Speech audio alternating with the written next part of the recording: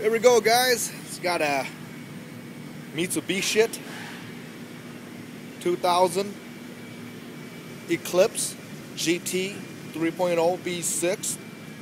Tons of power. Honda killer. I was just joking about that one. But been dealing with this rough idle, and what I found out here is I installed the timing belt and a new timing belt tensioner. As you can see there, it's really awesome one right there. About a week ago, and it came back in. But now I'm dealing with a rough idle and found out that the tensioner failed. Look at that, I can push it. But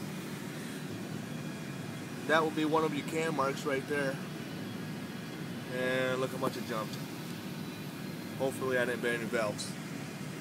But there you go. You guys are dealing with rough idle. Check your timing. Or check that tensioner. That's a cheap Napa one right there. So, alrighty. Hope this helped you guys out.